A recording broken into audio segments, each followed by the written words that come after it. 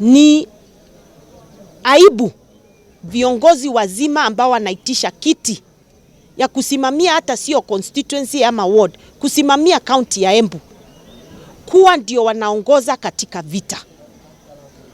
Kama ni watii wa sheria, wangefuata sheria vile inasema, wangeita polisi wakuje waangalie hizo ballot boxes, alafu waite returning officer wa county akuje aseme kama hizo material ni zake ama sio zake, na polisi wachukue hatua kulingana na sheria.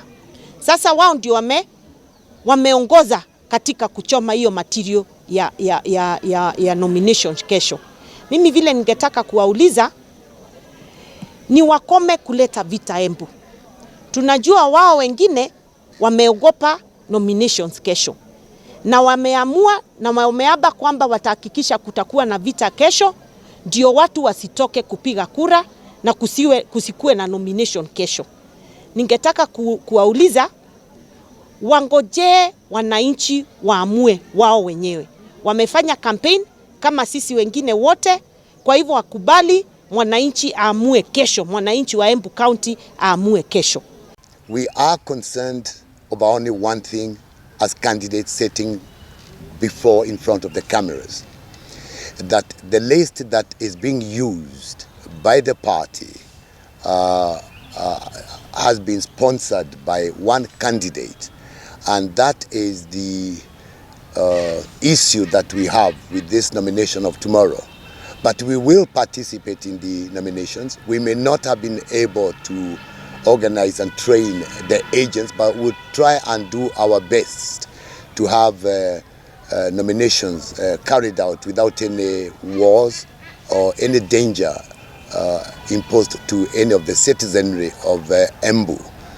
We, as we said, urge many of our supporters to come out in very large numbers despite what has happened, so that we can see whether this election will be done. Whether it is going to be fair or not, I cannot say at this point in time.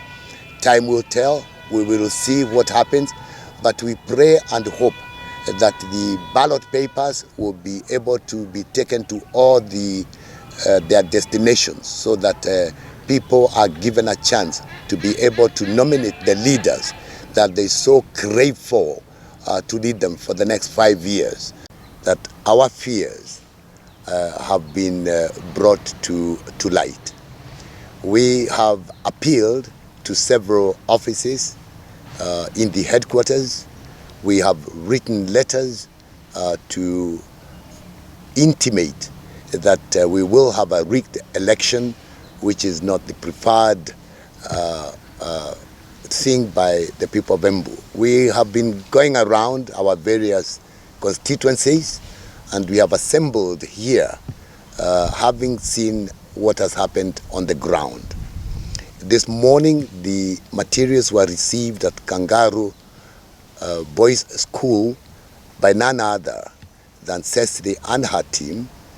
The constituency returning officer was absent, and the official that came in was the deputy, and she arrived there a bit late. Those materials have since then been distributed to various centers, and as we talk now, just as an example, the ballot papers that were taken to Jeremiah Nyaga Technical Institute from Mbeere South were taken there this morning. They have left a few minutes ago, and they are not accompanied by any electoral official, not the returning officer, not any PO, not any policeman. It's just the driver who has sneaked out with those ballot papers. As we talk of now, the returning officer is holed up in the school, and God knows when he will leave. This has happened across the entire county. One of the first issues that we would like to point out is that the party was not prepared, fully prepared to conduct the elections countrywide because of the malpractices that we have seen. No vehicles have been sourced to transport the materials to the 514 centers as of now. We are not sure whether there will be enough security in all the polling stations that exist in Embu. Having said so, we were given a guarantee as of yesterday morning by the party that the POs and the clerks would be trained, and that exercise took part yesterday. But alas, by afternoon, things had changed. The deputy returning officer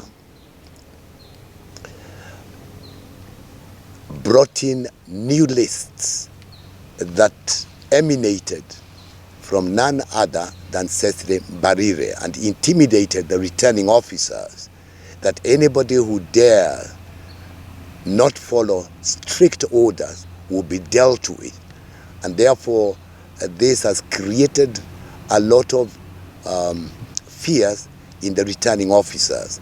Yesterday afternoon, a different set of returning officers was trained in Kangaru Boys, yet we already had 4 in place. As of now, we are reliably told that the county returning officer has resigned his position because of the intimidation he is getting from higher offices, whatever higher offices those may be. We have no idea. Ladies and gentlemen, we urge the people of Embu County to keep their cool. We do not want any fights. We do not want any touching of those vehicles, but we want them to be vigilant. We want our supporters to come out in large numbers so that we are able to beat CES in her own game. Whether that is going to be possible or not is dependent by the huge turnout that we expect our supporters will come out.